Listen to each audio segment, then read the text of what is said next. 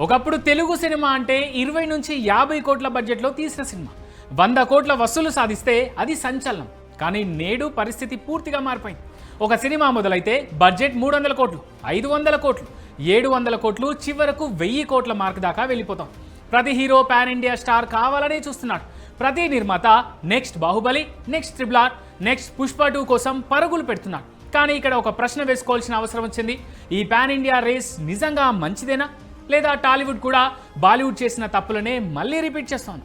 మన టాప్ హీరోలంతా ఇప్పుడు లోకల్ కథలను పక్కన పెట్టేసి గ్లోబల్ లెవెల్ ఆడియన్స్ని మెప్పించే భారీ ప్రాజెక్టుల మోజులో పడ్డారు. కానీ వెలుగుల వెనక, ఈ భారీ నెంబర్ల వెనక ఒక భయంకరమైన నిశ్శబ్దం దాగుంది.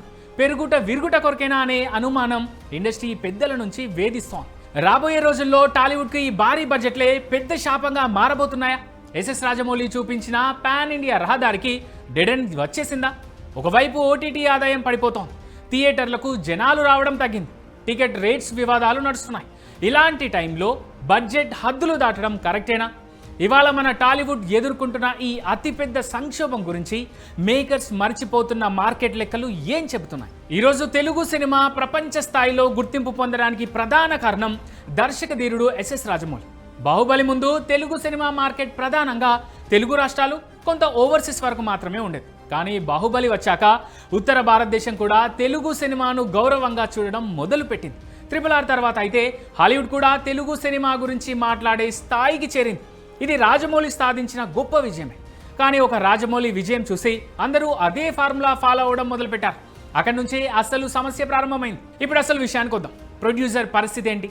ఒక సినిమాకి 500 కోట్లు బడ్జెట్ పెడుతున్నారంటే అందులో మేకింగ్ కోసం ఎంత ఖర్చు అవుతోంది? హీరోలు, డైరెక్టర్ల రెమ్యునరేషన్లకి ఎంత వెళ్తోంది? నమ్మశక్యం కాని నిజం ఏంటంటే ఈ భారీ బడ్జెట్ సినిమాల్లో దాదాపు 50 నుంచి 60% బడ్జెట్ కేవలం హీరో, టాప్ డైరెక్టర్ల జీతాలకే సరిపోతుంది. ఎస్, మిగిలిన 40%తో సినిమా తీయాలి. అందులో మళ్ళీ విజువల్ ఎఫెక్ట్స్, భారీ యాక్షన్ సీక్వెన్సెస్, ఫారెన్ షెడ్యూల్స్. మన హీరోల మార్కెట్ లెక్కలు మరిచి సినిమాలను సైన్ చేస్తున్నారు. ఒక సినిమా హిట్ అయితే వచ్చే క్రెడిట్ అంతా హీరో ఖాతాలోకి వెళ్తుందిగా, రెమ్యునరేషన్ నెక్స్ట్ సినిమాకి డబుల్ అవుతుందిగా. కానీ సినిమా ఫ్లాప్ అయితే ఆ నష్టం మొత్తం ప్రొడ్యూసర్ గుండె మీద పడుతుంది. డిస్ట్రిబ్యూటర్లు రోడ్డున పడతారు. ఇవాళ ప్రొడ్యూసర్ కేవలం ఒక ఫినాన్షియర్లా మారిపోయాడే తప్ప ప్రాజెక్ట్ మీద కంట్రోల్ ఉన్న మేకర్లా మిగలడం లేదు. సినిమా హిట్ అయితే థియేటికల్ రిటర్న్స్ వస్తాయి సరే, కానీ ఈ బడ్జెట్ రికవరీ కావాలంటే ప్రతి సినిమా ఇండస్ట్రీ హిట్ అవ్వాల్సిన పరిస్థితి. ఇది ఎంతవరకు ప్రాక్టికల్? ఒక అడుగు అటు ఇటు పడినా 100 కోట్లు బూడిదలో పోసిన పన్నీర్ అవుతాయిగా. History is a great teacher అంట. మనం ఎక్కడో వెతకనక్కర్లేదు, పక్కనే ఉన్న బాలీవుడ్ని చూస్తే మనకు అర్థమైపోతుంది. ఒకప్పుడు బాలీవుడ్ అంటే ఇండియన్ సినిమాకి కేర్ ఆఫ్ అడ్రస్. 100 కోట్లు ఖర్చు పెట్టి స్టార్లు, గ్లామర్, విదేశీ లొకేషన్లు అంటూ సినిమాలు తీశారు. వాళ్ళు కూడా కథని, నేటివిటీని నమ్ముకోవడం మానేసి కేవలం లార్జర్ దెన్ లైఫ్ ఇమేజ్ వెనకపడ్డారు. ఫలితం ఏమైంది? వరుసగా 100 కోట్ల బడ్జెట్ సినిమాలు బాక్స్ ఆఫీస్ దగ్గర దారుణంగా బోల్తా కొట్టాయి. బాలీవుడ్ ప్రేక్షకులు ఆ స్టార్లని, ఆ నకిలీ గ్రాఫిక్స్ సినిమాలని రిజెక్ట్ చేశారు. ఇప్పుడు టాలీవుడ్ కూడా అదే తప్పు చేస్తోందా? బాలీవుడ్ వైఫల్యం నుంచి మన హీరోలు, మన ప్రొడ్యూసర్లు నేర్చుకోవాల్సిన పాఠాలు చాలా ఉన్నాయి. కేవలం యాక్షన్, విఎఫ్ఎక్స్, 100 మంది ఫైటర్లతో విన్యాసాలు చేయిస్తే జనాలు చూడరు. హాలీవుడ్ రేంజ్ గ్రాఫిక్స్ మన థియేటర్స్లో చూపిస్తున్నామని మేకర్స్ సంబరపడిపోతున్నారు. కానీ ప్రేక్షకుడు ఆల్రెడీ తన మొబైల్లో, టీవీలో రియల్ హాలీవుడ్ కంటెంట్నే చూసేస్తున్నాడు. వాడికి కావాల్సింది సోల్, అది కథలోనే ఉంటుంది. బడ్జెట్ పెంచుకుంటూ పోతే టాలీవుడ్ కూడా ఒకరోజు బాలీవుడ్లా సంక్షోభంలో పడటం ఖాయం. ఇక ఇదే టైంలో మనం ఇంకొక ఇండస్ట్రీని మెచ్చుకొనే తీరాలి. అదే మలయాళ చిత్ర పరిశ్రమ. టాలీవుడ్ వాళ్ళు ఒకవైపు 500 కోట్లు పెట్టి తలలు పట్టుకుంటుంటే మలయాళం వాళ్ళు కేవలం 5 కోట్లు, 10 కోట్లు, మ్యాక్సిమం 20 కోట్ల బడ్జెట్తో వండర్స్ క్రియేట్ చేస్తున్నారు. గత కొంతకాలంగా మలయాళ సినిమాలు కేవలం కేరళలోనే కాదు, పాన్ ఇండియా లెవెల్లో, ముఖ్యంగా తెలుగు రాష్ట్రాల్లో కూడా ఎలాంటి ప్రమోషన్స్ లేకుండా కేవలం మౌత్ టాక్తో కోట్లు కొల్లగొడుతున్నాయి. మంజుమల్ బాయ్స్ని తీసుకోండి, అందులో ఏమైనా 100 కోట్ల విఎఫ్ఎక్స్ ఉందా? లేదు కదా. కేవలం ఒక గుహ, స్నేహితుల మధ్య ఉన్న ఎమోషన్. ఇక బ్రహ్మయుగం విషయానికి వస్తే complete black and white cinema, కానీ థియేటర్లో కూర్చుంటే వెన్నులో వణుకు పుడుతుంది. వీళ్ళు నమ్ముకుంది కంటెంట్ని, నటీనటుల ప్రతిభని, దర్శకుడి విజన్ని. వాళ్ళు తక్కువ బడ్జెట్తో గ్లోబల్ క్వాలిటీ సినిమా తీసి చూపిస్తున్నారు. మరి టాలీవుడ్ ఎందుకు కేవలం భారీతనం వెనకే పరిగెడుతోంది? కథలో దమ్ముంటే చిన్న బడ్జెట్ సినిమా కూడా పాన్ ఇండియా రేంజ్లో ఆడుతుందని మలయాళ ఇండస్ట్రీ నిరూపిస్తుంటే మన వాళ్ళు ఇంకా ఎందుకు కళ్ళు తెరవడం లేదు? సినిమా బిజినెస్ రూపురేఖలు మారిపోయాయి. ఒకప్పుడు సినిమా ఫ్లాప్ అయినా ఓటీటీ రైట్స్ ద్వారా ప్రొడ్యూసర్ సేఫ్ జోన్కి వచ్చేవాడు. కానీ ఇప్పుడు ఓటీటీ సంస్థలు కూడా తెలివి మీరాయి. థియేటికల్ రన్ని బట్టి, సినిమా రిజల్ట్ని బట్టి రేట్లు ఇస్తామని కండిషన్స్ పెడుతున్నాయి. ఓటీటీ నుంచి వచ్చే ఆదాయం దారుణంగా పడిపోయిందనే చెప్పాలి. ఇక థియేటర్ల పరిస్థితి చూస్తే సామాన్య ప్రేక్షకుడు థియేటర్కి రావాలంటేనే భయపడిపోతున్నాడు.